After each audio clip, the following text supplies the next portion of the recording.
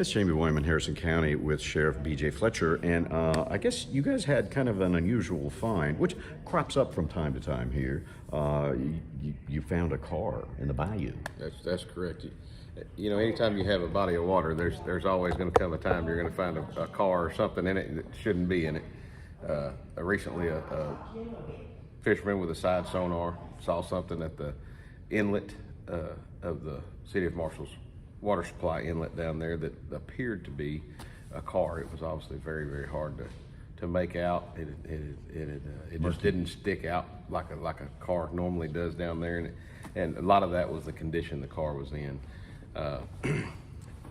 We examined it, we talked to him, we looked and just finally decided we needed somebody to go down there and put hands on the vehicle, if that's what it was. And we did that. The car had been in the water so long that it just crumbled.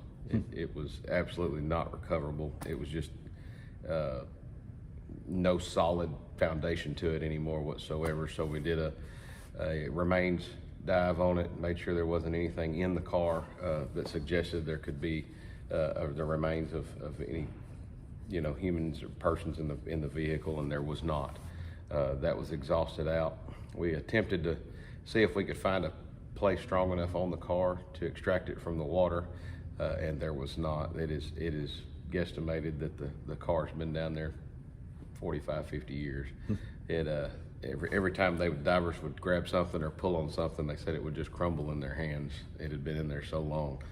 Appeared to be an old Trans Am of some kind or something like that, a T-top type car.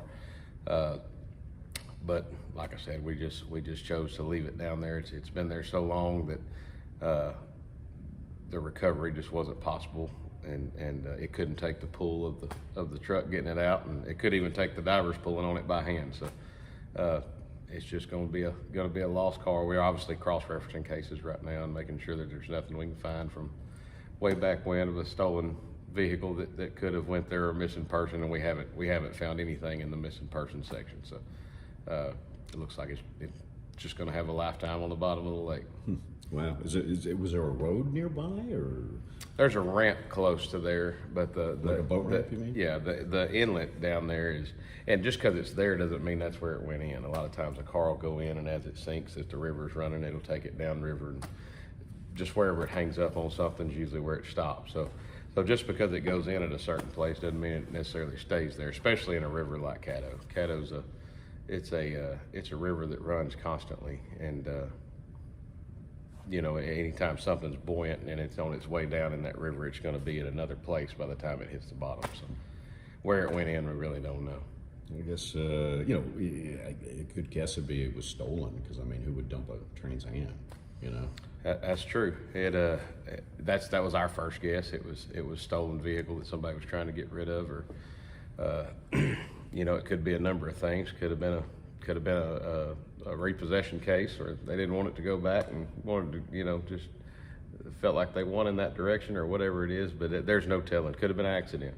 But the best part of the day is that we did not find any remains, or not just any remains, but no evidence of any remains in the vehicle. The vehicle was virtually empty inside, from what I understand, and they were very confident and exhausting their efforts to give us a good, clear answer that there's nobody in it. So. Okay, well, that's good to know. And pretty interesting, though. I mean, you just never know what you're going to find in Caddo. You know, that's just crazy. The Bandit's last stand, maybe. Maybe, you know. maybe. Mm-hmm. Might have took its last flight, just landed in there. Thanks, Sheriff. Thank you. All right. We'll have more later on KLTV 7 News and KLTV.com.